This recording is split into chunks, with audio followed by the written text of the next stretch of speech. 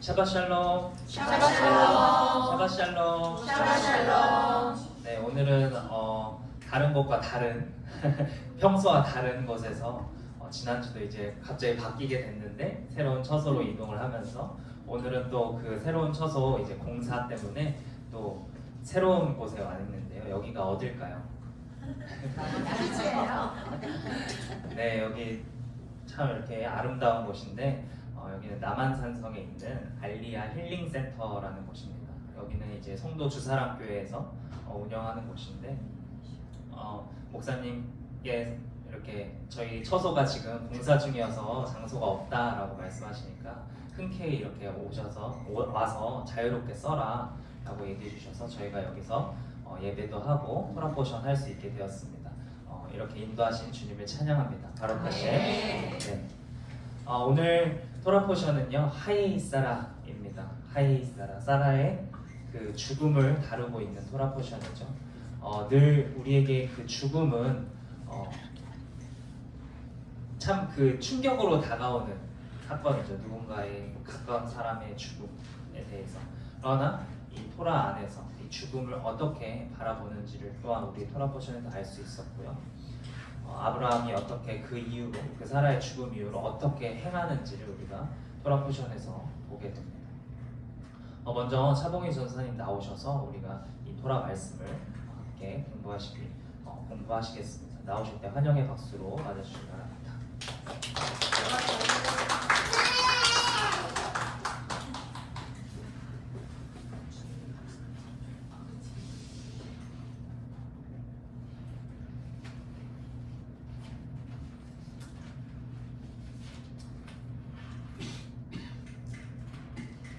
샤바샬롬. 샤바샬롬. 예, 또 새로운 곳에서 이렇게 토라포션을 또 함께 나누니까 또 새로운 맛이 있네요. 오늘은 하예이 사라. 그래서 하예이 하면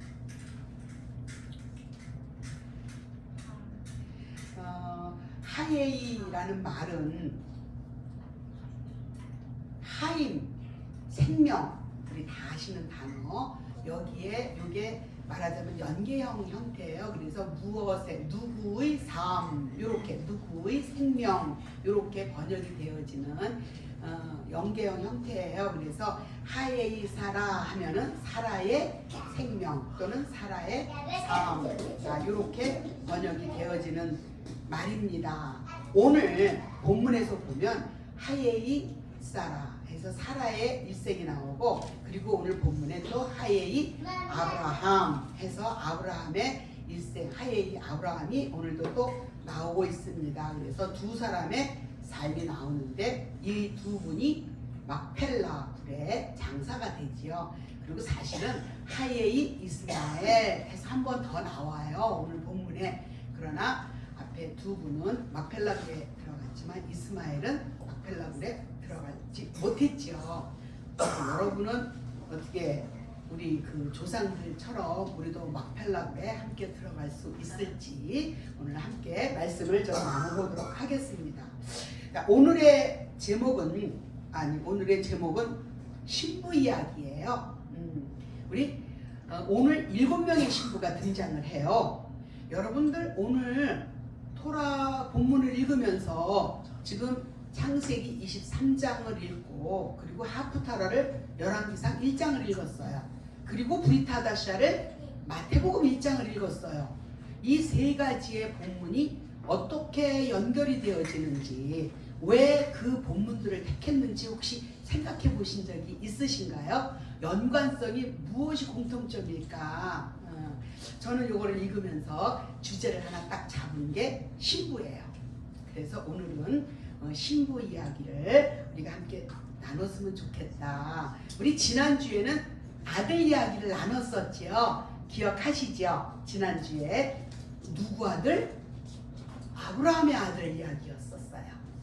이삭의 이야기였고, 그리고 지난주 브리타다시에서 수넴 여자의 아들이 나오지요. 그리고 또 그래서 아브라함의 아들과 수넴 여자의 아들이 공통점이 뭐였냐 하면 아들이 죽었죠. 죽었다가 다시 살아나는 이야기예요.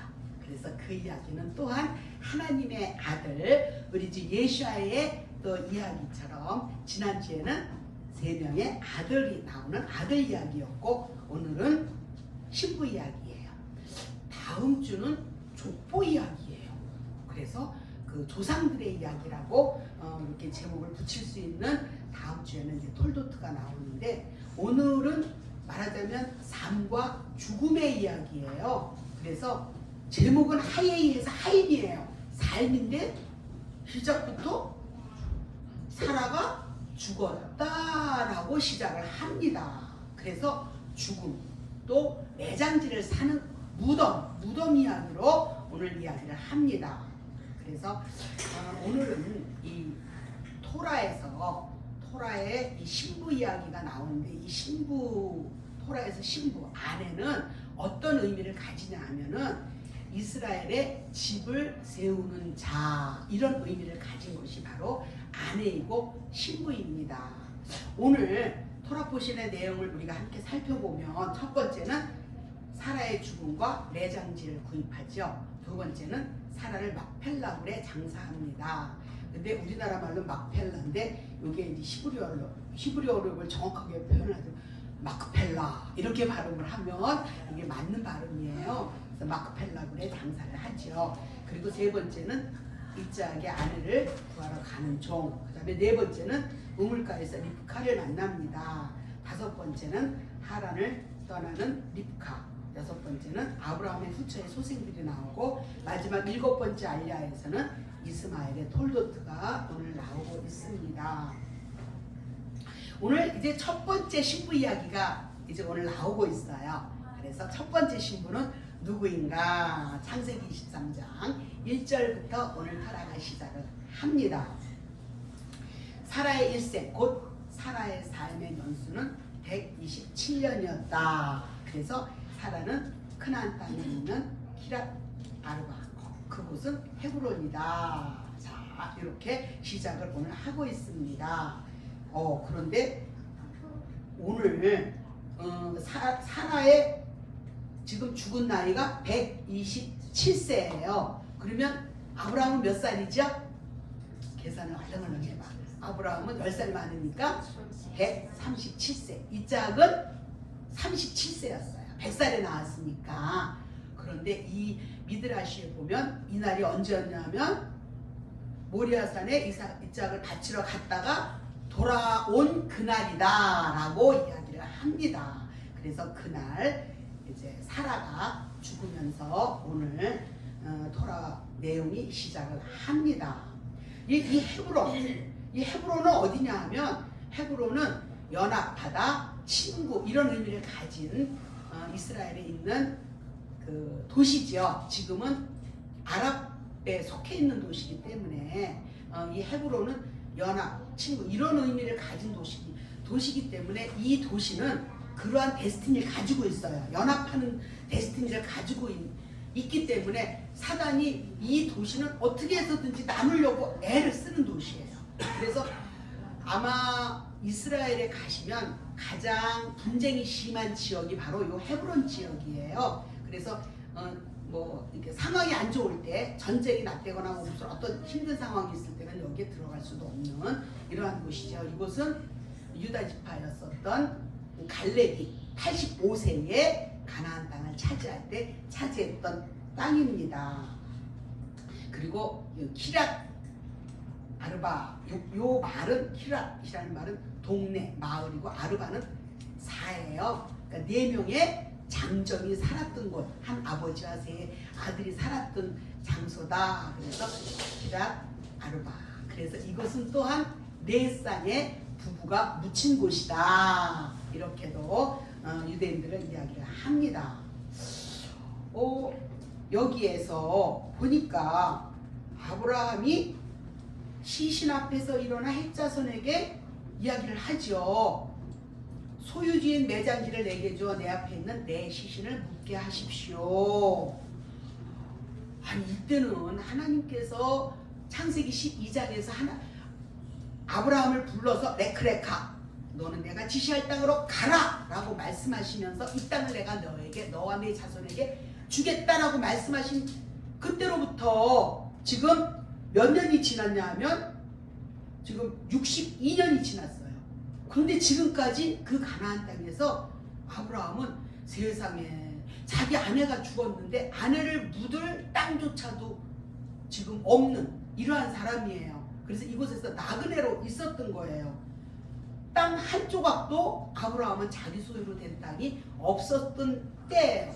말하자면 아브라함이 지금 이 땅을 사는 이야기가 오늘 창세기 23장에 나오는데 이 23장은 뭐냐 하면 아브라함이 하나님이 약속하셨던 그 땅 20번 이상이나 이때까지 내가 그 땅을 주겠다라고 약속을 하셨던 그 땅을 최초로 내 소유로 아브라함이 말하자면 그 땅을 크지는 않지만 그 땅을 말하자면 이건 이제 내 땅이야. 이 가나안 땅은 내 땅이야 라고 이제 표시하는 그 땅을 사는 사건이 있는 것이 이제 오늘 토라포션이지요. 그래서 여기에서 보니까 당신들의 소유지인 매장지를 내게 주어 내 앞에 있는 내 시신을 묻게 하십시오 그랬어요. 자, 내 시신. 자, 여기서 내 시신은 내가 가지고 있는 시신 사라를 이야기하겠죠. 그러나 내 시신 하면 우리 어떤 느낌이 드냐 하면 히브리어로 보면 메티 하는데 요 말은 내 시신. 내가 죽은 나의 시체예요. 내가 죽은 거예요. 아브라함이 내 시신을 묻게 하십시오. 자, 중요해서 자, 요 말을 지금 이제 먼저 합니다. 그래서 지금 여기에 보니까 그가 그의 밭끝에 있는 그의 막펠라 동물을 내게 주게 하십시오 라고 이야기를 합니다. 그런데 이 땅을 차지하는 방법이, 아브라함이 이 땅을 차지하는 방법은 어떤 방법이었냐 하면 대가를 지불하고 삽니다. 하나님께서는 주시겠다고 얘기했는데 아브라함은 대가를 지불하는 것이에요. 자, 땅을 차지하는 것은 누가 땅을 차지하죠? 예수께서 말씀하시기를 온유한 자가 땅을 차지한다고 했어요. 자, 지금 땅 사는 얘기예요. 땅 차지하는 이야기가 이제 오늘 계속 토라에서 나옵니다. 자, 땅을 어떻게 차지하냐? 온유한 자. 하나님께서 인정하셨던 이 세상에서 가장 온유했던 자 누구죠? 모세. 자, 모세는 가나안 땅에 못 들어갔지만 그 땅을 소유주로 받았던 분이에요. 이것은 우리가 신명기 41장, 42장 그쪽에서 우리가 나눌 때 또 함께 나눴었던 이야기인데요. 모세는 가나안 땅을 받았습니다.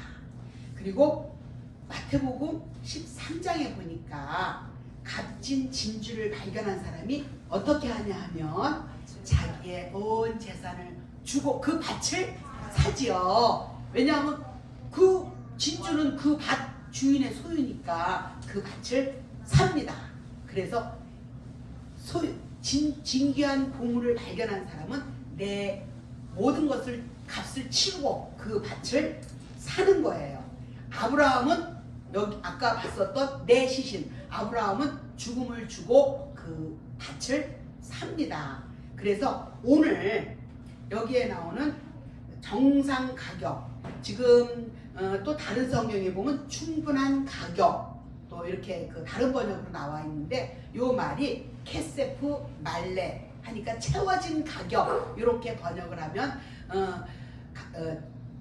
직역이 되어지는 번역이에요. 그래서 이 케세프 말레 정상 가격, 바로 요 말이 정상 가격, 채워진 가격, 충분한 가격, 이 가격이 바로 진주를 발견했던 사람이 자기의 전 재산을 팔아서 그 밭을, 그 땅을 샀었던 그것과 같은 의미가 됩니다. 자, 마크펠라 그 땅을 샀어요. 요 마크펠라라는 의미도 겹쳐지다, 포개다. 말하자면 똑같은 게 두 개라는 이야기예요. 그래서 마크펠라 겹쳐지다. 자, 오늘 처음에 나왔었던 23장 1절에 보니까 하이사라라는 말이 히브리어로 2번 나와요. 무슨 말이냐면 사라의 삶, 사라의 생명이 2번 나와요. 바로 요 마크펠라와 의미가 같은 것이, 사라는 삶이 2번인 거예요. 살다, 생명이 있다가 죽었어요. 그러나 죽음 후에 진정한 생명을 얻은 것이 바로 사라지요. 그래서 2번의 생명, 삶과 죽음이 겹쳐졌고, 그런 속에서 사라는 2번의 생명이 있었다라는 것이 마크펠라의 의미입니다. 자, 마하라, 동굴이라는 의미인데 마하라는 동굴은 벌거벗다, 이런 뜻입니다. 그래서 신부는 삶과 죽음이 겹쳐진 삶이 하나님 앞에서 온전히 벌거벗고 드러나지는 삶이 하나님 앞에 있어야 한다. 이 동굴, 자, 이런 의미입니다. 자, 정상 가격은 대가를 지불하고 얻는 땅. 자, 가나안 땅을 얻는 사람들이 가나안 땅을 우리가 그 다윗도 그 땅을 아리우나의 타작마당을 금 400쉐켈을 주고 그 땅을 샀습니다. 600쉐켈 죄송합니다. 오르난 타작마당을 금 600쉐켈을 주고 삽니다. 지금도 유대인들은 하나님께서 그 이스라엘 땅, 에레츠 이스라엘이 이스라엘 땅이야 라고 유엔이 정해놓은 그 범위가 있습니다. 그런데 지금 아랍에게 그 분배되어진 그 땅을 지금도 유대인들은 돈을 주고 그 땅을 사고 있어요.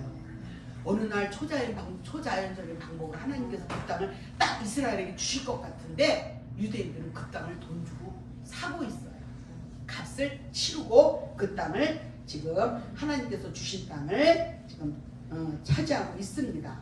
값이 치루어져야 그 땅에 권위가 있어요. 이것은 내 땅이야. 그래서 사라는 그 땅에 묻고 그 땅에 권위를 얻은 신부, 죽음으로써 그 땅을 차지했던 신부입니다. 자, 이 막펠라굴. 자, 이 막펠라굴은 사라와 지금 맨 처음에 사라가 묻혔죠. 그 다음에 오늘 뒤에 보니까 아브라함도 그것에 묻히는 이야기가 나오죠. 그래서 사라와 아브라함, 그리고 이삭과 사라, 아니 이삭과 리브가, 그리고 야곱과 레아가 묻힙니다. 그런데 유대인들은 아담과 하와도 그것에 묻혀 있다라고 그들은 또 이야기하기도 합니다. 그래서 네 쌍의 부부가 그곳에 묻혀 있습니다. 그래서 이곳에 보니까 여기 소유 매장지는요 아후자트, 카베르. 그래서 이런 것들은 그냥 카베르는 무덤, 그 다음에 아후자트는 소유. 자, 굉장히 중요합니다. 이게 소유가 되어졌다는 말입니다. 근데 여기 재밌는 말이 하나 나오는 게 그 밭과 그 안에 있는 동굴이 헷자손으로부터 아브라함의 소유 매장지가 되었다라고 이야기하는데 여기 보니까 그 밭과 처음 이게 시작하는 단어가 뭐냐 하면 바, 약함, 하, 사대 이렇게 시작을 합니다. 이걸 직역을 하면 어떻게 되냐 하면 그 밭이 일어났다라는 이게 번역이 됩니다. 직역은. 그래서 그 밭이 언제 일어났냐 하면 아브라함이 사라를 그곳에 묻었을 때 그 밭이 일어났다. 자, 이 쿰이라는 단어는 일어났다라는 말도 있지만 이것이 일어났다 또는 회복됐다 이런 뜻으로도 쓰입니다. 그래서 아브라함이 그 땅, 가나안 땅에 사라를 묻었을 때 이제 그 땅이 아브라함의 소유가 되었고 그 땅이 이제 일어나기 시작을 했다. 이렇게도 유대인들을 보고 있는 요게 구절입니다. 그래서 오늘 약속의 땅은 내 죽음이 묻히는 곳이에요. 그래서 우리는 날마다 죽어야 우리의 땅을 넓히는 거예요. 우리가 진정으로 땅을 얻는 방법은 내가 날마다 죽노라. 또한 부활은 죽음이 있어야 합니다. 죽음을 뛰어넘을 때 비로소 참 생명이 오는 것이지요. 그래서 마태복음 16장에도 예수님께서 목숨을 버리는 자가 생명을 얻는다라고 이야기를 하고 계시는 거예요. 그래서 사라는 첫 번째 신부 사라는 그 가나안 땅을 이제 자신의 죽음으로 자신 그것에 묻힘으로 이제 그 땅을 얻는 첫 번째 신부입니다. 자, 이제 두 번째 신부 이야기가 오늘 24장에 나오죠. 자, 24장에 두 번째 신부 누구? 립카 이야기가 오늘 24장에 나오고 있죠. 그래서 아브라함이 늙은 종 엘레제를 불러서 이제 이야기를 합니다. 너는 내가 살고 있는 이곳에서 딸들 중에서 이삭의 아내를 취하지 말고 내 고향 땅으로 가서 아내를 데리고 와라. 왜 고향 땅으로 가서 데리고 오라고 했을까요? 이때는 사라가 죽은 지 3년이에요. 그리고 아브라함이 140세고 이삭이 40세가 되었던 이 나이인데, 자, 가나안 여인은 안 된다. 왜냐하면 신명기에 보니까 신명기 20장 17절에 보니까 그 땅에 있는 여자들은 음행과 우상 숭배의 악한 일을 배운 여자들이에요. 그것이 이제 몸에 있는 여자들이에요. 그러면 그 여자가 시집을 오면 어떻게 되겠어요? 그래서 솔로몬 왕의 최후도 그렇게 비참하게 되었죠. 그리고 떠나온 고향 땅으로 돌아가지 말아라. 왜냐하면 이곳은 하나님께서 너에게 주겠다고 약속하신 이 땅이기 때문에 그 땅 에레츠 이스라엘 하마콥 그 땅은 이스라엘 것이에요. 그래서 이스라엘 사람은 이스라엘 그 땅을 떠나면 안 돼요. 그래서 중간중간에 아브라함도 떠났고 이삭도 떠났고 이런 것들이 애굽으로 떠났을 때가 이제 말하자면 이제 포로기, 그 땅을 떠나면 포로기라고 이야기를 합니다. 그래서 이 두 번째 신부 이야기에서는 물 주는 신부가 나와요. 그래서 오늘 창세기 24장 10절부터 33절까지 이제 엘레제르 늙은 종이 리브가의 집으로 가기까지 쭉 스토리가 나오는데, 늙은 종이 우물가에서 리브가를 만나죠. 이 우물가, 우리나라도 그렇고 이스라엘도 그렇고 우물가에서 신부를 만나는 이 스토리들이 굉장히 많아요. 우리나라 옛날에 보니까 왕건도 그 신부를 우물가에서 만나더라고요. 자, 우물가에서 또 신랑을 만난 친구들이 또 성경에 많이 나와요. 자, 누가 우물가에서 신부를 만났냐 하면, 자, 오늘 이제 이자하고 직접 만나지는 않지만 신부를 만나죠. 자, 그리고 또 누가 만나죠? 자, 모세도 우물가에서 신부를 만나죠. 또 누가 있나요? 야곱도 우물가에서 신부 만나잖아요. 그리고 또 누가 있어요? 자, 빨랑빨랑 생각하면 자, 요한복음 4장 사마리아 여인도 결혼을 몇 번 했어요? 6번? 이게 숫자가 달라 5번밖에 안 했거든. 자, 5번 결혼했지만 진짜 신랑 우물가에서 만납니다. 그래서 이 우물가가 이제 신랑 만나는 곳이에요. 자, 신랑은 신부를 우물가에서 만나기를 원하셔요. 왜냐? 생수를 주시려고. 사마리아 여인에게 생수를 주셨죠. 그래서 내가 요한복음에도 내가 너에게 생수를 주리라. 그리고 요한복음 7장에도 누구든지 목마르거든 내게로 와서 마셔라. 그리고 이사야서에도 구원의 우물에서 기쁨의 물을 기를 것이다. 자, 지금 내가 얘기한 것 중에서 공통점이 뭐예요? 물. 그렇죠. 물 주는 신부가 여기 떠 있네요. 자, 물입니다. 그래서 오늘 이 리브카가 생수를 얻은 신부는 물을 나누어주는 신부가 돼야 돼요. 이 리브카는 어떤 신부냐 하면 물을 나누어주는 신부였었어요. 이 종에게도 물을 주었지만 낙타에게도 물을 주었죠. 낙타가 마신 물을 약 10마리 정도 낙타가 마시는 물을 계산을 하면 한 500리터 정도가 된답니다. 근데 이 개깊은 아녀자가 500리터의 물을 내려가서, 우물은 옛날에는 우물이 이렇게 내려가야지만 물을 기를 수가 있었어요. 그것에서 물을 길어다가 낙타를 주었으니 얼마나 큰 수고를 했겠습니까? 자, 그래서 이 물에 관한 단어가 오늘 너무너무 많이 나와요. 더군다나 오늘 24장 16절부터 20절까지의 그 본문 중에서 요 물에 관한 요 단어들이 17번이나 나와요.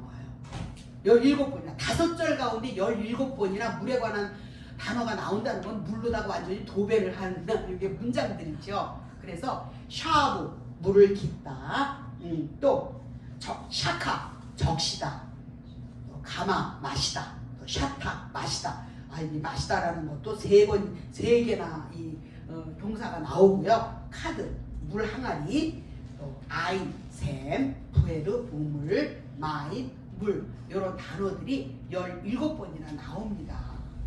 그러니까 물로 이 리브카는 등장을 하면서 완전히 이 생수를 주는 여인으로 오늘 나오고 있습니다.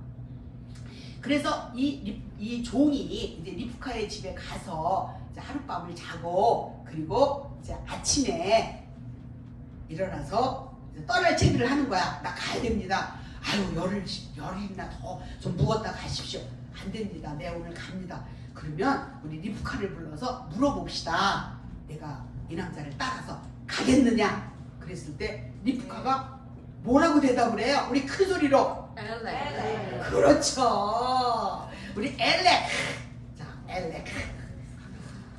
할라 그 앞에 알렙이 붙어서 내가 가겠습니다. 이러는 거예요. 자, 이 리브카, 말하자면 이 종을 따라간 리브카에 대해서는 자, 우리 삽비라 라비님께서 굉장히 아주 풍성하게 아주 이 이야기를 많이 나눠주셨기 때문에 저는 그쪽이 아니라 이 리브카가 이제 그 신부로서 이제 저는 이야기를 조금 나누겠습니다. 그래서 리브카의 대답은 엘레크예요. 그런데 그 밑에 제가 레키 라크, 요것은 아가서에 나오는 신부예요. 자, 아가서의 신랑이 신부에게 이렇게 얘기를 하죠. 레카 라크라고 이야기합니다. 일어나 가자 이렇게 얘기를 합니다. 일어나 가라. 그랬을 때 그 신부의 대답은 어떻게 해야 된다고요? 맞아요. 레카의 요게 여성형이에요. 그래서 여기에 있는 여자분들은 말하자면 레키 라크 하면은 엘렉 이렇게 대답을 해야 되는 거예요. 자, 그래서 오늘의 신부는 내가 가겠습니다. 엘레크라고 대답을 했어요. 약속의 땅으로 메시아가 오실 그 땅, 아브라함의 가문을 세우는 이스라엘의 톨도트를 세우는 신부로 내가 가겠습니다 라고 대답을 한 거예요. 이 말은 이 리브카가 이것을 알고 갔어요. 내가 저 이삭에게 내가 시집을 가야 합니다. 이것이 무슨 뜻인지 이렇게 알고 함께 갑니다. 그래서 오늘 라반이 리브카를 축복을 하죠. 뭐라고 축복을 하냐 하면 너는 천만인의 어미가 될 것이다. 내 원수의 성문을 너는 차지할 것이다 라고 축복을 합니다. 그래서 이 축복을 예수님께서 마태복음 16장에서 다시 인용을 하지요. 신부가 된 이 교회들에게 말씀을 하십니다. 그래서 자, 사라는 열국의 어머니였어요. 열국의 어미고, 그리고 하와는 산자의 어미예요. 그리고 리브카는 천만인의 어미가 되죠. 그래서 따라서 낙타를 타고 이제 신랑 되는 이삭에게 갑니다. 그래서 24장 67절에 보니까 이삭이 들에서 묵상하다가 사라를 맞이해서 어떻게 하냐면 그의 어머니 사라의 천막으로 그녀를 데려가서 신부로 삼고 아내로 삼고 그녀를 사랑했다라고 이야기를 합니다. 자, 신부는 새로운 장막으로 들어가는 것이 아니라 사라의 장막으로 들어가야 하는 거예요. 이스라엘의 신부는 다 사라의 장막으로 들어갑니다. 그래야만 사라의 죽음은 리브카를 통해서 이스라엘의 집을 세우는 자의 바톤을 이어가며 레아와 라헬로 야곱의 톨도트를 세우는 거예요. 이것이 바로 사라의 장막입니다. 그래서 리브카의 의미가 아름다움으로 붙들어 매다 이런 의미를 가지고 있는 말이에요. 자, 드디어 오늘 세 번째 신부 이야기가 나와요. 자, 세 번째 신부는 누구냐면 밧세바예요. 밧세바는 히브리어로 쓰면 바트-쉐바. 의미는 뭐냐 하면 바트는 딸이고 쉐바는 맹세예요. 다시 말하면 맹세의 딸, 이런 얘기가 되지요.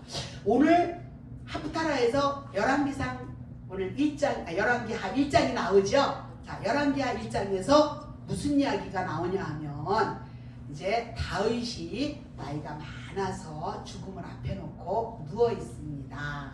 그런데 아도니아가 오늘 반역을 일으켜서 자기가 왕이 되려고 지금 반역을 일으키는 장면이에요. 그랬을 때 오늘 하프타라 읽은 거 다 기억하시죠? 그때 선지자 나단이 와서 밧쉐바에게 다윗 왕에게 들어가서 이러이러하게 얘기하십시오 라고 이야기를 합니다. 그래서 요 밧쉐바는 맹세의 딸인데 다윗 왕에게 들어가서 이렇게 얘기하죠. 당신께서 솔로몬을 왕으로 세우겠다고 맹세하신 말을 이루십시오 라고 이야기합니다. 그래서 밧세바는 왕을 세우는 신부예요. 솔로몬을 왕으로 세운 신부예요. 왕을 세운 신부가 밧세바예요. 그리고 오늘 브리타다시에서 마태복음 1장 1절부터 17절이 쭉 나오는데 거기에 보니까 또 4명의 신부 이름이 나와요. 4명의 여자 이름들이 나오죠. 자, 누구 이름이 나오냐면 다말 이야기가 나와요. 다말은 히브리어로 타마르, 종려나무의 의미를 가지고 있습니다. 다말은 무슨 일을 했지요? 끊어질 뻔한 유다의 족보를 마샤오의 족보로 이어줬었던 용감한 신부였었어요. 그래서 베레스와 세라를 낳고, 거기 보면 재밌게 나오는 게 다말은 베레스와 세라를 낳고 다른 것은 다른 족보에 보니까 누구는 누구를 낳고 한 사람만 나오는데 다말은 쌍둥이를 낳아요. 베레스와 세라를 낳고 그리고 장남인 베레스에게서 자 이렇게 연결을 하는 오늘 하다샤 이야기가 나옵니다. 자 라합, 자 라합은 그 이스라엘이 가나안 땅에 들어갔을 때 여리고성에서 그 정탐꾼들을 도와줬었던 여인이죠. 그래서 요 라합 이야기가 나오는데 라합이라는 말은 넓다, 자랑하다 이런 의미를 가진 신부예요. 그래서 가나안 정복 공로자의 신부죠. 공로자예요. 그리고 또 요 라합은 보아스의 엄마예요. 보아스의 엄마고 그리고 다윗 왕의 말하자면 이제 증조 할머니가 되는 거예요. 자, 룻. 자, 이 룻은 또 누구였는지 우리 얘기 안 해도 다 알지요. 모압 여인으로서 그 메시아 족보 안으로 들어왔었던 여인이죠. 다윗의 할머니입니다. 그리고 마지막으로 마리아. 자, 이게 마리아가 사실은 히브리어로 미리암이에요. 그런데 이 미리암이 말하자면 이제 헬라어 번역으로 나갔을 때 여기 마리아로 번역이 되었는데 미리암이 맞는 말입니다. 그래서 이 미리암은 쓰다 이런 뜻을 가진 예수아의 엄마지요. 그래서 마시아의 족보를 완성시킨 신부예요. 여기에 보니까 지금까지 나왔었던 신부가 모두 7명인데 여기 이방 여인이 4명이에요. 그리고 유대 여인이 모두 3명이에요. 4는 이방인의 숫자고 3은 유대인의 숫자랍니다. 그래서 7명의 신부들이 오늘 등장하는 오늘은 신부 이야기가 오늘 본문에서 이렇게 잡아서 함께 나누어 보았습니다. 다음 주 토라 포션은 6번째예요. 톨도트 해서 계보 역사. 그래서 다음 주는 힌트를 드리면 요거는 아브라함의 계보, 아브라함의 족보 이야기가 다음 주 이제 토라로 함께 나눌 것입니다. 우리 이진혁 변호사님 이제 나오셔서 말씀 전해 주시겠습니다.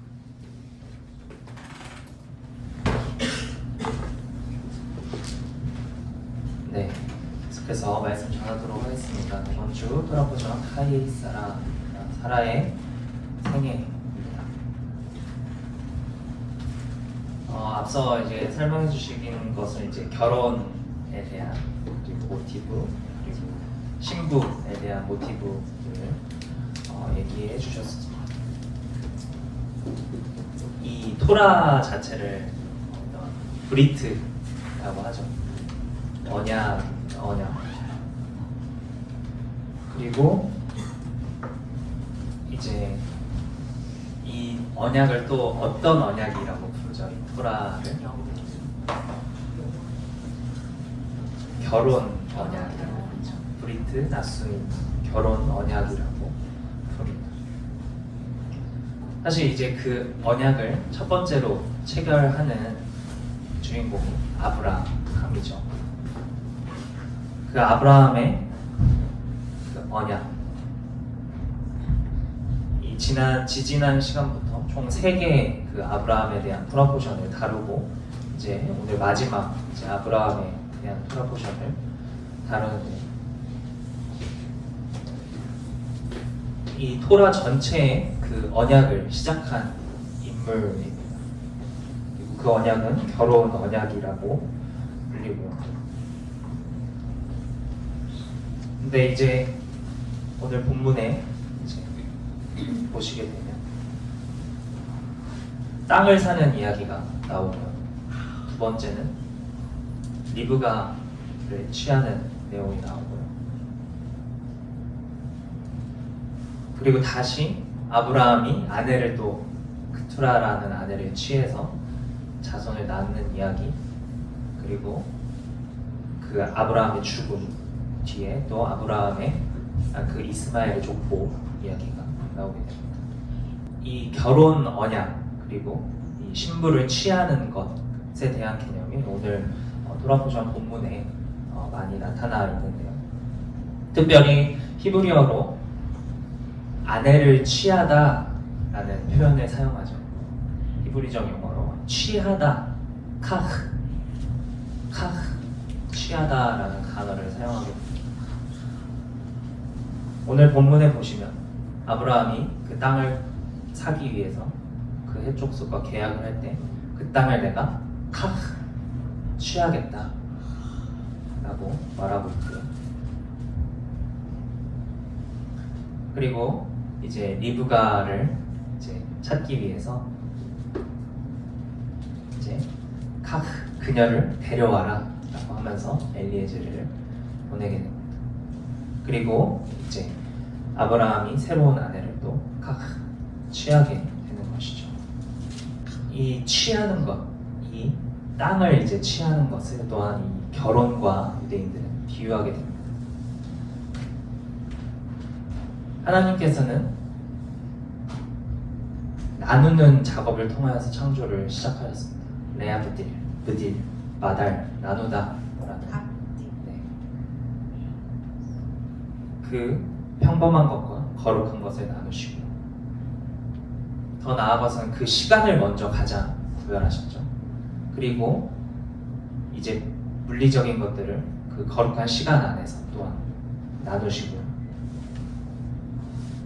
또한 이스라엘 땅과 일반 땅을 구분하시고요. 그리고 유대인들과 그 말씀을 받은 유대인들과 이방인들을 구분하시고, 하지만 이 역사 속 안에서, 하나님의 역사 속 안에서 이 브리트 네수인이라고 불리는 결혼 언약 토라는 결국 그 신부를 다시 카흐, 취해야 된다 라는 내용으로 전개가 됩니다. 그렇기 때문에 유대인들은 이 샤밧 자체를 신부로 주셨기 때문에 우리가 그 샤밧을 카흐, 신부처럼 취해야 된다라고 얘기하고, 아이러니하게도 이 사라의 죽음, 자신의 아내였던 사라의 죽음 이후에 그 땅을 마치 신부와 같이 카흐, 취하게 됩니다. 사실 모든 그 아담, 인류는 그 아담아로부터 나왔죠. 그 땅으로부터 사람이 나왔기 때문에. 아까도 말씀해 주셨듯이 사라가 그 땅에 이렇게 묻히게 되었을 때 땅이 일어났다, 약함, 그 땅과 그 사라가 하나가 다시 되었을 때 그 땅이 일어났다. 그래서 어떤 영적인 상승, 그 거룩한 본질로의 회복, 이런 영적인 상승들을 상징하고 있습니다. 실로 이 둘이 하나가 되는 것은 비단 남자와 여자가 결혼하는 것으로 비유되는 것이지, 사실 모든 것들이 이렇게 둘이 하나 되는, 많은 것들이 그분의 에하드됨 안에서 하나 되는 이 역사들을 토라 안에서는 다루고 있습니다. 사람과 다시 땅이 또 하나가 되고, 그 샤밧의 시간과 또 하나가 되고, 또 유대인과 이방인이 하나가 되는 이야기를 그리고 있습니다. 그리고 올람하세, 이 세상과 올람하바, 오는 세상이 하나가 되는 것이죠. 그리고 땅의 예루살렘과 하늘의 예루살렘이 다시 하나가 되는 것이죠. 더 작은 개념으로는 우리의 그 영혼의 본질이 하나님의 본질에 맞닿아 있다. 우리의 정말 그 영혼의 높은 부분이 하나님의 본질과 하나이다 라는 그 손댈 수 없는 그 거룩함 가운데 우리의 영혼이 속해져 있다 라는 것을 아는 것 또한 이 하나됨의 이야기일 것입니다. 특별히 오늘 사라의 죽음을 다루고 있는 23장 1절에 보면 사라의 일생, 하이 사라라는 말이 두 번 이제 등장하게 됩니다. 토라에서 어떤 단어가 반복될 때는 분명한 의도를 가지고 그렇게 기록된다라고 현인들은 말합니다. 특별히 사라의 삶의 연수다라고 하는 히브리어 슈네이 하이에이 사라라는 말은 슈네이라는 말은 샤나의 연계형으로서 사라의 삶의 연수다라는 번역이 되지만 또한 슈네이라는 말은 슈나이 둘이라는 의미를 갖고 있기도 합니다. 그렇기 때문에 슈네이 하이에이 사라 했을 때는 사라의 두 가지 삶이다 라고 말하고 있습니다. 그렇기 때문에 사라의 두 가지 삶이란 무엇이냐, 사라의 이 올람 하제의 삶과 그리고 사라의 올람 하바의 삶을 얘기하고 있다라고 유대인들은 말하고 있습니다.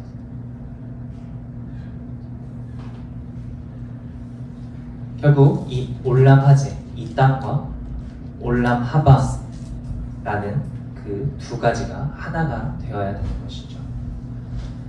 하지만 사라는 이제 그 육신적으로는 죽게 됩니다. 하지만 그 사라가 가진 영향력은 아브라함에게 여전히 미치는 듯 보입니다. 아이러니하게도 아브라함은 많은 약속을 하나님께 듣죠. 너에게 그 땅을 주고 너의 자손을 그 땅에서 많게 할 거야. 너는 모든 민족의 아버지, 아브 하몬 고임, 모든 민족의 아버지가 되게 할 거야 라고 하나님께 4번 듣고 또 그런 아버지가 된다라는 약속을 7번 듣게 되는데 이츠학을 묻고서 결박하고서 거의 이츠학이 죽을 뻔한 시점에 또 그 소식을 듣고 또 사라가 이 죽게 된 이 시점 가운데 아브라함은 결단을 하게 됩니다. 많은 현인들은 이것에 대해서 되게 놀라움을 금치 못하죠. 그렇게 하나님께서 많은 약속을 하셨지만 내가 줄게 라고 하셨지만 아브라함이 이제 나가서 그 땅을 진짜 사고요. 37살까지 아직 결혼하지 않고 있던 그 이츠학을 위해서 아내를 얻는 행동을 시작하게 된다라는 것이죠.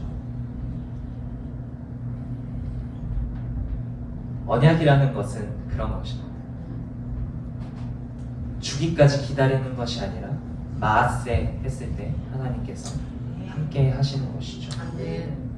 이 둘이 하나 된다라는 관점 안에서 제가 이 영혼에 대한 얘기를 조금 하고자 합니다. 사실 이제 제가 유대이즘이나 이런 것들을 공부하면서 많은 부분 되게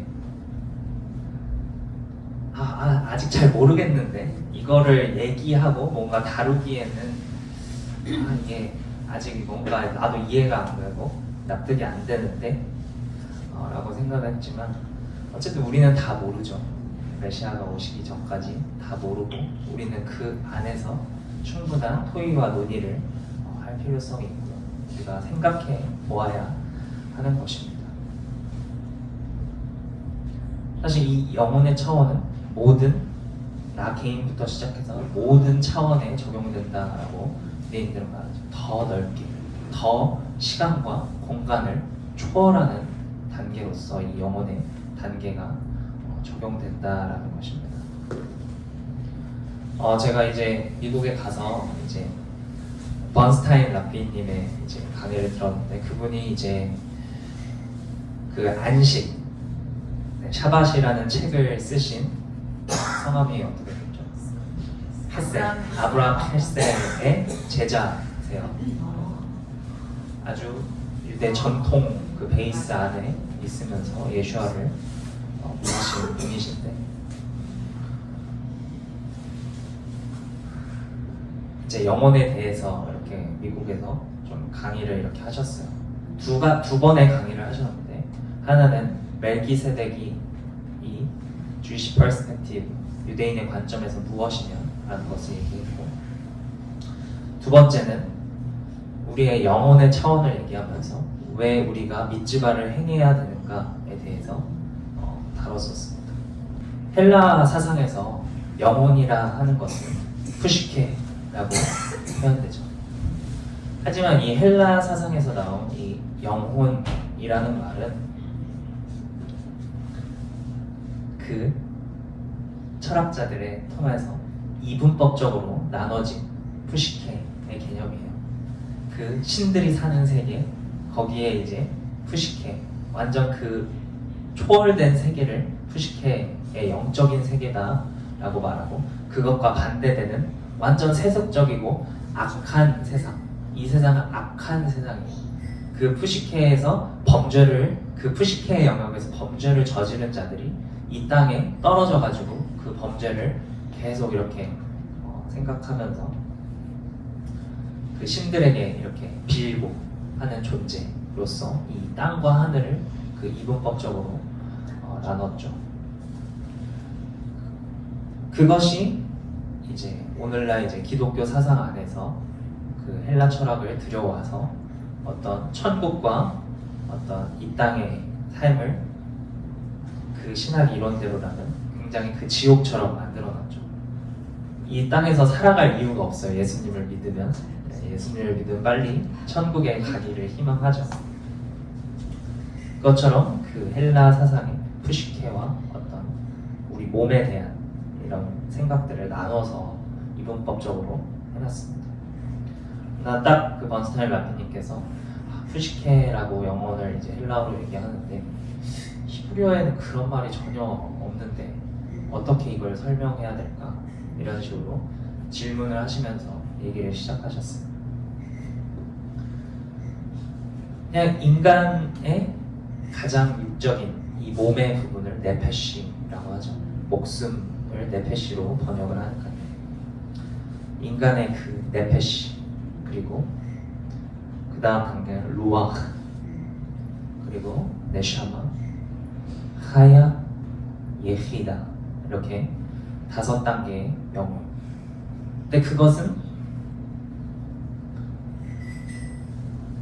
이제 우리 자체는 그 네페시의 존재예요. 보이는 존재. 하지만 우리는 가장 높은 단계인 예히다, 하나님의 본질적인 신성을 또한 가지고 있는 존재로서 그 네페시를 입고 있다는 것이죠. 그리고 또한 이어서 이렇게 얘기하십니다. 타임 앤 스페이스, 시간과 공간 가운데 있는 것은 무엇이냐, 이 영혼 중에서. 사람은 네페시의 영역만 이 시간과 공간 속에 있고, 그 루아흐, 네샤마, 하야, 예히다의 영혼은 다 시간과 공간을 초월해 있다라고 얘기를 했습니다. 이것들은 많은 유대적 사상 아래에 나타나죠. 이것은 마시아흐의 영혼이 창조 이전에 있었다라는 그 개념과도 연결되고요. 시간과 공간을 초월해 있는 단계이죠. 그러면서 하나님께서 이 창조의 영역을 다루실 때 우리가 라는 표현을 사용합니다. 우리 형상대로. 이것에 대해서 이렇게 말하죠. 창조 전에는 누가 아무도 없는데 왜 우리라고 사용을 하셨을까에 대해서. 천사들 마라크를 먼저 창조하셨기 때문에 그 마라크와 논의를 하시면서 인간을 지었다라는 어떤 미드라시적 견해가 있고, 또 하나는 의인들의 영혼과 대화하면서 그 창조를 이뤘다라고 얘기하시기도 하고요. 그것은 마치 그 의인들의 영혼이라는 것은 본래 하나님의 본질에 속해져 있는 영혼이에요. 그러니까 하나님께서 셀프 대화를 하셨다라는 거죠. 이미 미래에 그 의인들의 영혼을 내가 보낼 것인데, 그 땅에 그 창조 이전에 내가 그들과 대화를 해서 하나님의 내면 안에서 그런 대화를 하셨다라는 라는 것이죠. 그렇기 때문에 우리의 가장 그 본질적인 그 거룩한 가운데는 창조를 목격했다. 우리의 영혼이 그렇게 얘기하고 있습니다. 그런데 이제 계속 얘기를 이어가시죠. 하나님께서 그런데 그런 인간 존재를 왜 창조하셨냐라고 했을 때 되게 예상 외의 답변을 이렇게 하시게 되는데요.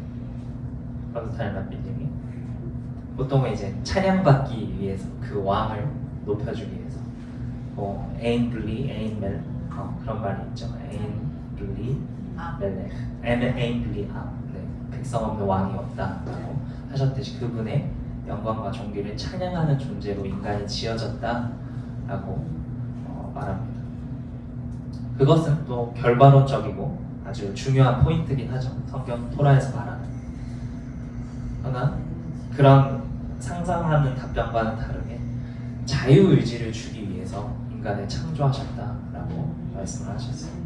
물론 그 자유의지는 결론적으로 그 하나님을 찬양하는 데까지 이끌어지길 바라시는 거죠. 그러나 자유의지다라고 했을 때 그 자유의지가 적용되는 영역은 어디냐라고 이렇게 질문을 하시는 거예요. 시간과 공간을 초월한 자유의지가 있느냐, 아니면 자유의지라는 것은 시간과 공간 안에 있느냐라고 이렇게 물어보셨어요. 시간과 공간 안에 있죠. 자유의지. 우리의 네페시의 영역에만 해당되는 것입니다. 우리에게는 자유의지라는 것이 주어졌고 그 모든 영혼의 그 단계에서 가장 낮은 네페시의 영혼에만 그 자유의지를 주시기 위해서 창조를 하셨다라고 말하시죠. 매우 심오한 얘기지만 우리가 이 단계 안에서 왜 우리가 밑지발을 행해야 하는가라는 결론으로 이끌어집니다. 우리는 두 가지예요. 밑지발을 행하거나 행하지 않거나. 이 네페시의 단계에서 우리에게 자유의지로 선택할 수 있도록 주어진 것은 그거죠. 하지만 아이러니하게도 하나님께서는 이 모든 하나님의 본질까지 닿는 그 단계까지의 영혼의 티쿤을 이 네페시의 단계에 맡겨놓으셨다라는 거죠. 그래서 계속해서 이제 누워 미tzva, 미tzva를 행해. 그것이 너희가 창조된 이유야. 미tzva를 행할 거야? 안 할 거야? 두 가지 중에 하나야.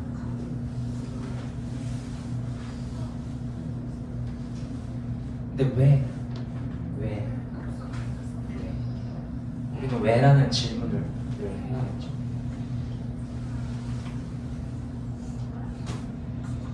왜?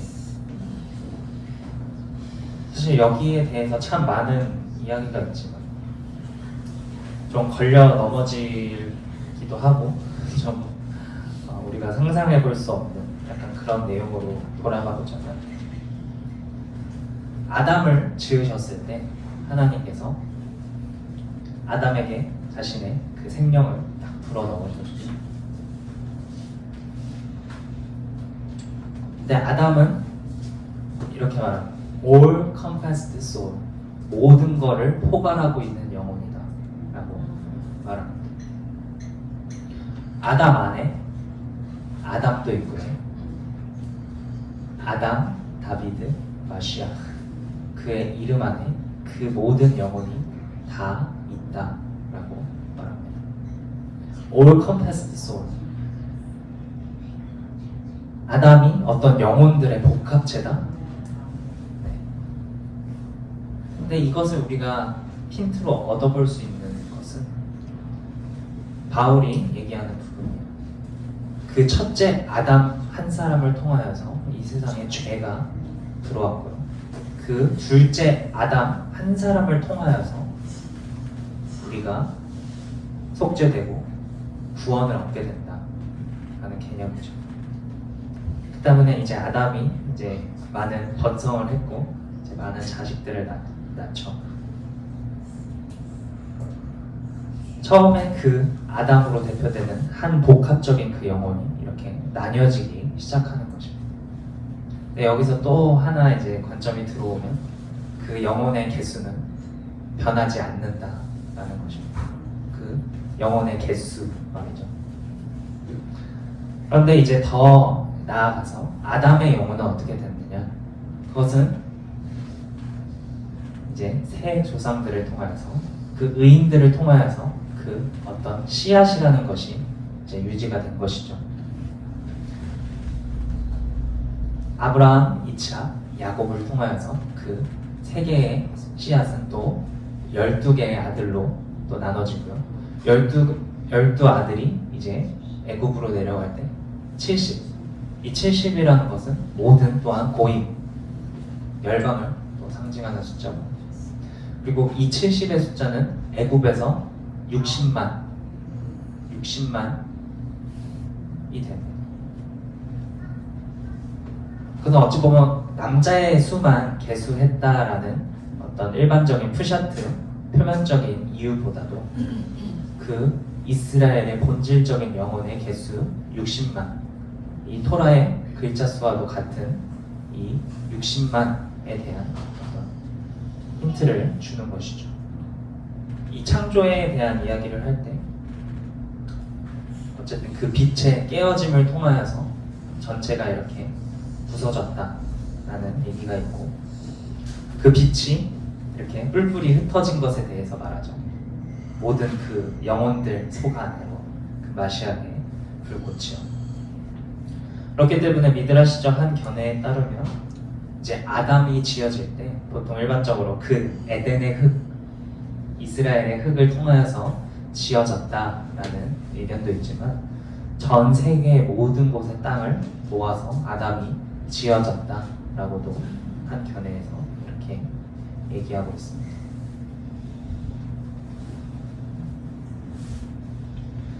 이것은 어찌 보면 되게 뭔가 잡히지 않는 내용 같기도 하고, 왜 하나님이 우리를 창조하셨을까에 대한 본질적인 질문으로 들어가는 이유이기도 합니다. 그 마시아 안에서 어떻게 그 영혼들이 구속되지라는 것에 대한 해답을 주기도 하고요. 개인 구원이 아니라 왜 공동체적 구원으로 이 구원이 이해되어야 되는지에 대한 실마리를 주게 됩니다. 그리고 이것은 하나님의 에하드 되심을 이해하는 방식이기도 합니다. 모든 젤렘 엘로힘으로 지어진 모든 각 개인은 하나님의 신성한 그 본질의 영혼을 가지고 있다, 소유하고 있다. 하지만 그 인생은 그것을 살아내면서 그것을 개정해 나가는 과정이다. 어떤 우리는 이제 우리가 죽고 나중에 부활을 할 때, 라는 부활에 대한 얘기가 이제 신약 저자들을 통하여서 기록되고 토라 안에서 또 힌트를 얻을 수 있는 부분이 있죠. 그런데 우리가 어떤 우리의 지금 우리가 살아간 그 인식을 가지고 부활할 것에 대한 확신은 없잖아요. 우리가 막 우리가 이 땅에선 이렇게 살았는데 이러면서 과거의 어떤 전생에 대해서 우리가 막 기억하거나 많은 상상을 하죠. 그것에 대해서 나중에 천국에서 보자. 우리 삶 좋았어. 그러면서 천국에서 보자. 그러면서 이제 또 모셰랑 엘리야후가 그런 예수와와 대화하는 그런 장면을 통하여서도 우리가 언젠간 저렇게 되지 않을까라는 또한 상상을 하게 됩니다.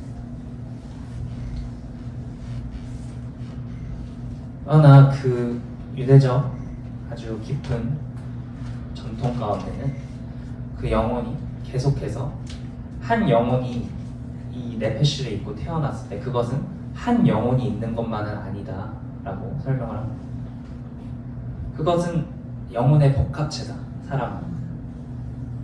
그리고 그 영혼이라는 것은 인간의 네페시 단계의 영혼만 있는 것이 아니라 시간과 공간을 초월하는 나머지 단계의 영혼이 있기 때문에 그 영혼의 영향력, 다른 의인들의 영혼의 영향력은 우리에게 올 수 있다. 충분히 그 영향력을 받을 수 있다라고 얘기를 하는 것이죠. 그렇기 때문에 이 하에이사라를 읽는 주간의 유대인들이 어디 가서 기도를 하죠? 그 헤브론에 있는 막벨라굴에 가서 기도를 합니다. 아브라함과 사라, 그리고 이삭과 리브가, 그리고 야곱과 레아, 그리고 아담과 하와가 묻혀져 있는 그곳에 가서 그들이 이 기간에 그 아랍 지역의 그 삼엄한 분위기와 경계를 뚫고 그 위험을 무릅쓰고 그곳에 가서 기도를 합니다. 또 지난 주간 이제 바에라 주간에는 하시딕 되게 높은 수장이었던 칼바흐라는 랍비가 죽은 기일인데 그 기일에도 수백 명의 엄청난 인파가 그의 무덤에 가서 기도를 했죠.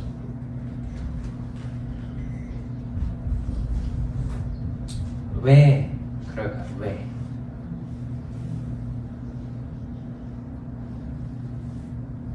그리고 계속해서 저희가 토라 포션을 통하여서 이 피느하스가 왜 엘리야의 영혼을 받고 나답과 그 아비후의 그 영혼을 또한 이었다라고 왜 얘기할까? 왜냐하면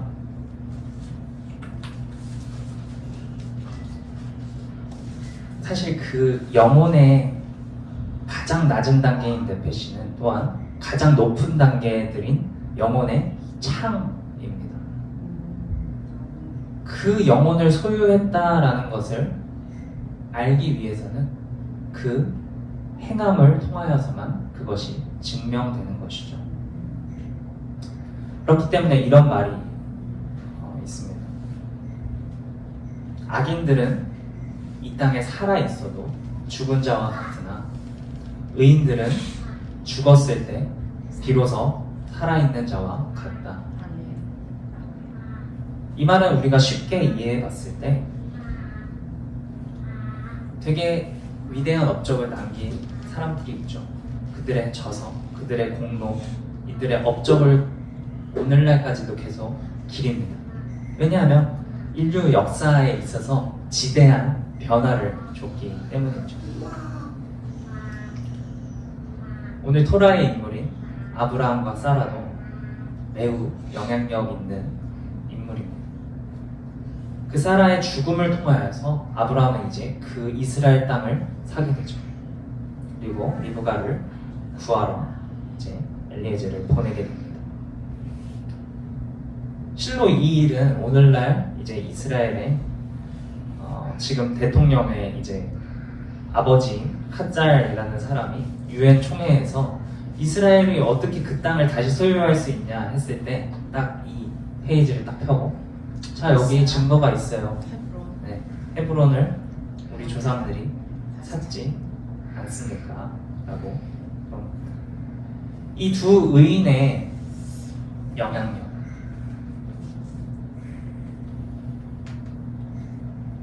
사실 이 헤브론이라는 말은 히불이라는 말에서 왔고요. 이것은 연결이라는 말이죠. 그의 죽음은 이 세상과 또한 올랑하바를 연결할 수 있는 그 시간과 공간을 초월하는 이 네페시만 죽었을 뿐이지 나머지의 영혼은 이 시간과 공간을 이미 초월해 있었다라는 것이죠. 단지 아브루, 이브리 넘어간 것 뿐이죠. 그 올랑하바의 시간 속으로 그것은 아직 오지 않았지만 이미 와 있는 세상이기 때문입니다. 아멘. 왜냐하면 그 시간과 공간을 초월한 그 속 안에 있기 때문입니다. 아멘. 헤브론, 히불 연결되다가 또 하멜 친구는 서로 가장 깊은 곳까지 연결되어 있는 것을 이제 친구라고 얘기하듯이 그렇기 때문에 이제 그 두어 미츠바를 행하라라는 그 설교의 정점으로 이렇게 행해지게 됩니다.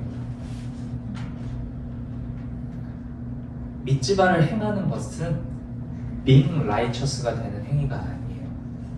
의로운 상태가 되는 것이 아니라 의로운 행실이 그냥 그 사람을 통해서 딱 나타나면 그 상태, 그 행위를 통하여서 저가 마시아의 불꽃을 나타내고 있구나라는 것을 우리가 보게 되는 거지. 우리가 being righteous, 의로운 상태가 되는 것이 아니라 우리가 두어 미츠바를 통하여서 그 마시아의 불꽃은 오직 마세를 통하여서만 나타나기 때문에 너희가 두어 미츠바를 할 때 그 마시아의 불꽃이 나타나게 된다라고 얘기를 합니다. 실로 그 많은 의인들, 토라의 많은 의인들의 그 업적과 행위와 그런 것들은 이렇게 우리에게 전해지고 그 조상들에게 유대인들은 기도를 하면서 그들의 영혼을 통하여서 또한 그 시간 안에서 하나님의 그 미래에 올 그 시간과 현재와 그 과거의 모든 것들을 이어나갈 수 있도록 그 시간의 그 공간 속 안으로 우리가 그 안에 속해져 있는 영혼으로서 그 티쿤의 역할을 감당하게 하시기 위해서 우리를 이 땅으로 주셨다. 그것은 개인의 레크레카, 개인의 과제 안에서 찾아나가는 과정입니다. 더 나아가서는 그 마시아의 불꽃을 위하여서 예수께서 우리에게 분부한 것은 키루브해라, 에듀케이팅하고 티칭해라, 모아라 라고 한 것이죠.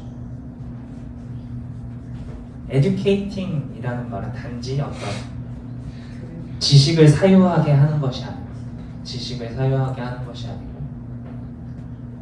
마치 제자를 이렇게 자기 집에 이렇게 데려와서 먹이고 재우고 살게 하면서 그 선생이 살아가는 삶의 방식을 배우도록 하는 것이 에듀케이팅, 가르치는 것입니다.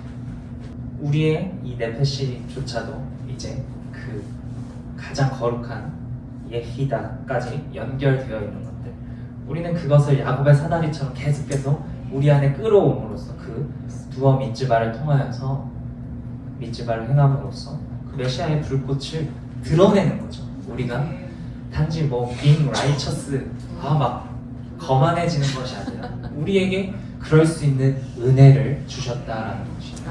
그것이 진짜 은혜다라고 하나님께서는 그 라비님께서 설명하고 있습니다.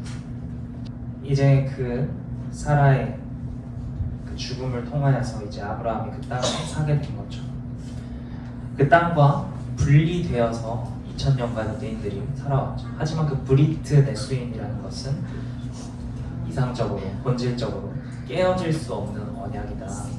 결혼계약. 그렇기 때문에 그들이 그 흩어진 땅에 가서도 매일 세번 그 예루살렘을 향해 그곳에 빨리 성전이 세워져서 우리가 또 돌아갈 수 있도록 길을 열어주시라고 그 기도했던 그 기도의 응답들, 그 아브라함으로부터 있었던 그 모든 그 약속들을 성취하기 위해서 그 기도했던 것들, 그 아보다들이 또한 모여서 그들이 그 땅으로 들어가게 됐고요. 이 땅과 함께 결부된 이 상징성으로서 최초의 유대인의 장래를 다루고 있는 이 하이사라 이야기에서는 또한 최초의 유대인 아들의 그 전형, 이 예표들을 보여주고 있죠. 이 세 조상 중에 이츠학과 리브가는 유일하게 그 땅을 떠나지 않은 그 조상입니다. 그 땅을 떠나지 말라고 하셔서 그 땅과 평생 그 땅과 함께 살았던 그 두 조상의 이야기를 그리고 있습니다. 이 브리트 나스, 결혼의 언약에 대해서 계속 설명하고 있죠. 우리의 영혼은 또한 하나님의 그 결혼과 관계 안에 있고요. 그리고 결과적으로 이 토라가 예표적인 것은 무엇이냐 했을 때 아브라함이 이제 또 죽는 장면이 오늘 토라 포션 안에 나오는데 거기에 이제 리브가를 맞기 이전에 이츠학이 브엘라헤로에 있는 것을 우리가 보게 됩니다. 거기는 하갈이 살던 곳이었죠. 이스마엘이 터를 잡고 지내던 곳이었습니다. 이제 아브라함이 죽자 그 이츠학과 이스마엘이 같이 그를 묻었다라고 말하죠. 그리고 그 아버지는 토부한 상태에서 죽었다. 좋은 백발로 죽었다라고 기록하고 있습니다. 결국 이 영혼들의 연합, 하나님의 그 에하드를 통하여서 그것이 계시되는 것, 그 메시아의 가장 큰 역할은 하나님에 대한 지식을 우리에게 계시하는 것이고, 그 다음은 이 땅의 조화와 평화를 이룩하는 것입니다. 그가 그 메시아 시대를 본 것이죠. 이츠학은 유대인들을 또한 상징하고 이스마엘은 아랍의 후손들을 상징합니다. 결국 유대교와 이슬람이 결국엔 하나 될 것입니다. 그리고 이 이후에 나오는 이야기에서 또 어떤 이야기가 나옵니까? 이츠학을 장사하기 위해서 야곱과 에서가 함께 모였다. 이제 에서는 기독교로 이제 대표되는 인물이죠. 이 전형들은 결국에는 결국 그 유대인들 안에서 이 두 가지들, 아브라함이 그 모든 것을 이제 이츠학한테 주고 나머지 자손들에게 재산을 주고 동쪽으로 보냈다라고 말하고 있습니다. 이것은 어찌 보면 오늘날의 이슬람과 기독교의 어떤 그들과 떨어지게 된 분리된 역사, 그 떨어짐을 나타낼 수 있습니다. 그러나 결국엔 그 아브라함이 마요마 후 그날이 왔을 때, 그가 늙었을 때 그 마요마 후 그 날을 볼 때에 그가 그 예표적인 사인들을 다 보고서 좋았다. 하나님의 그 선하심을 깨닫게 되는 그 시간이 된 것입니다. 이 하이사라의 이야기는 우리의 삶과 죽음, 그리고 이 세상과 올람하바, 그리고 남자와 여자, 더 나아가서 이 모든 토라의 가치와 유대인들끼리 맺어온 그 결혼 언약 같은 것들, 하지만 이제 그 결혼 언약 안에 모든 에하드, 하나님의 그 형상을 가진 많은 빛을 가진 자들이 일어나서 그 가운데 하나 되고, 유대인과 이방인이 하나 되는, 그리고 더 나아가서 그 마시아의 시대에 결국 그 하나님과 하나 되고자 하는 자들, 내가 니베훗, 하나님과 붙었으니 내가 살았도다 라고 하는 자들이 이제 일어나서 그분의 그 파이널 리듬션, 그 최종적인 구속 안으로 들어가게 될 것입니다. 우리는 아직 그 때를 기다리고 있는 것이죠.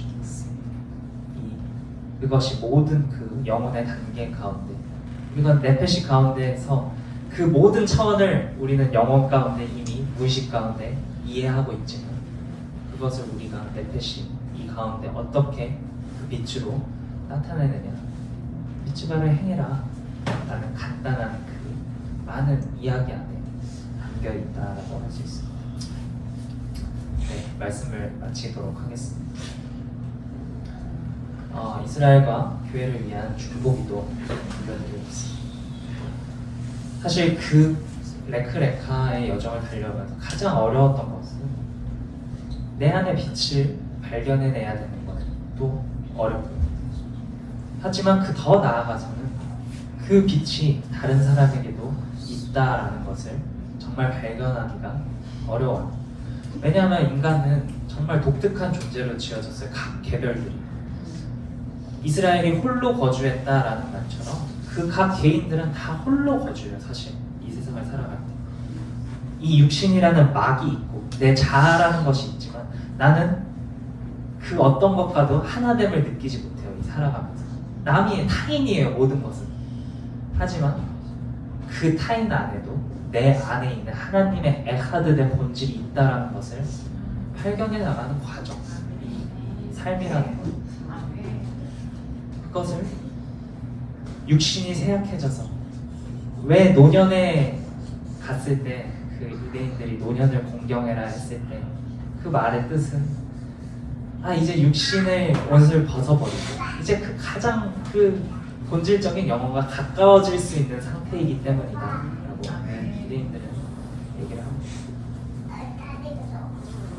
처럼 우리가 각자의 그 레크레카의 여정을 가시길 바라고 우리가 그 남들을 또 에듀케이팅 하고 우리가 메시아의 불꽃을 모으는 것, 하나님의 에카드를 우리가 이 세상에서 증인으로서 드러내는 것, 그것이 아브라함이 했던 그 발자취의 시작이고 한 분 하나님을 전했던 아브라함의 발자취의 시작이고 그것이 이제 이슬람과 기독교, 이 아브라함으로부터 나온 모든 민족의 아버지가 됐지. 그들 유대교와 그 모든 새 종교가 결국에는 하나님의 그 에하드됨을 발견할 것입니다.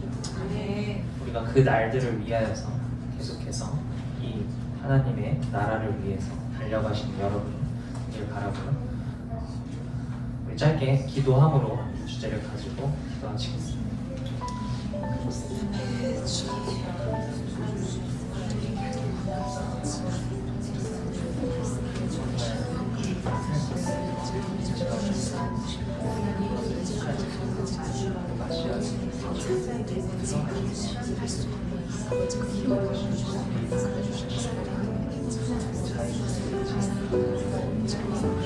집안을 통해서 아버지 당신 그 위로를 선사해 주시옵소서. 그 위를 행하는 것을 아버지 당신을 기쁘게 하게 주시옵소서. 그 온전히 당신 그쪽으로 내 당신을 붙잡으려 내 우리가 그 최고의 영적인 영역까지 올라갈 수 있는 자를 되어 주시옵소서. 다만 그것이 하나님 왕국의 복음을 위해서 하나님의 kingdom을 위해서 하는 주님 우리가 기꺼이 그 나라를 되게 하여 주시옵소서. 하나님의 찬양을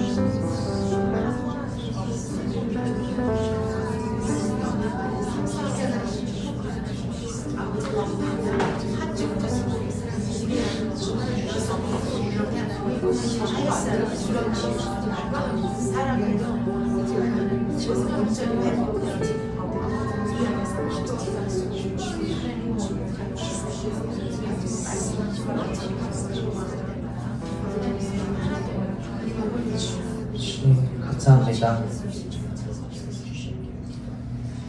이 창조의 때부터 이 6천년의 해를 정하사 주 아버지 그 모든 혼돈과 공허의 시간이 끝나고 그 아브라함의 그 토라의 시간을 시작하게 하신 이스라엘 하나님 축하합니다. 하지만 우리가 최종적으로 기다리는 것은 이제 그 토라의 시대를 그 토라의 시대의 임무를 완수하는 시대에 사는 것입니다. 그것이 바로 그 2000년으로 그 마시아의 시대를 마지막에 주셨죠. 아직 그 토라의 시대를 온전히 그 아브라함이 시작했던 그 일들을 끝마치지 못했기 때문에 아직 그 마시아께서 너희들이 그 아브라함이 했던 일들을 행하라 라고 예수님께서 오시면서 그 제자를 보내서 나의 가르침을 지켜 행하게 하라 한 것을 우리가 기억하게 해주시옵소서. 주 아버지, 우리가 그 밑지바를 행할 수 있는 것, 행하지 못하더라도 우리를 긍휼히 여겨주시는 것은 우리의 당신의 그 은혜이며 당신의 그 헤세드임을 고백합니다. 우리가 그 안에서 그 창조주의 그 위대한 그 사랑을 통하여서 우리가 당신을 찬양케 하시고 당신의 그 영광을 보게 하사 주 아버지 온전히 당신과 그 사랑에 연합된 그 브리트 네스인으로 우리를 영원히 묶어주신 하나님을 찬송합니다. 아멘. 주 아버지, 우리에게는 이 죽음의 두려움도 우리를 이길 수 없습니다. 그 마시아의 그 사랑 안에서 그 죽음도 그 힘을 다하지 못한다라고 하셨습니다. 우리를 그 생명으로 인도하시고 아멘. 그 하이, 우리를 하이 당신의 생명으로, 당신의 충만한 생명으로 들어가게 하여 주시옵소서. 이 삶이 매우 짧습니다. 주님, 우리가 이 짧은 인생의 여정 가운데 정말 당신의 그 진리를 따라서 우리가 너무나 당신의 그 믿음을 갖게 하시고 당신의 그 지식을 갖게 하시고 주 아버지 우리가 행하게 하시옵소서. 그리고 우리가 먼저 행할 때 이제 그 예수가 우리가 이해하게 하여 주시옵소서. 주 아버지 우리가 먼저 행하지 않는다면 오늘 이 아브라함처럼 먼저 행하지 않는다. 그 브리트는 주 아버지 우리에게 주어지지 않을 것입니다. 아멘. 주님 우리가 먼저 행하고서 네, 다음 이해하겠습니다. 네, 주님. 주님 아버지 그것이 순서이고 그 마시아를 우리에게 가르쳐 주시는 것이고 우리에게 그 마시아를 통하여서 그 아도나이 한 분 하나님을 가르치시는 방식임을 그 아브라함을 통하여서 우리가 배우게 하여 주시옵소서. 아멘. 이제 그 아브라함의 여정을 끝마치고 이제 이삭, 야곱 이제 다시 그 열두 아들과 모세와 그 이야기를 우리가 공부해 나가는데 우리가 더욱더 겸손케 하시고 우리가 당신의 하나의 말씀들 안에서 더욱더 성장하게 하여 주시옵소서. 아멘. 이 모든 말씀을 우리 주 예수와 마시아의 이름으로 올려드립니다. 아멘.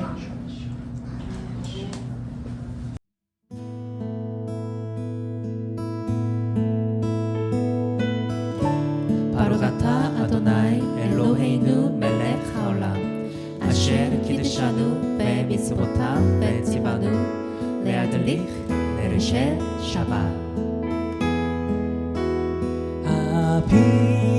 아비는 쉐바 샤마이 이트하데ש שמחה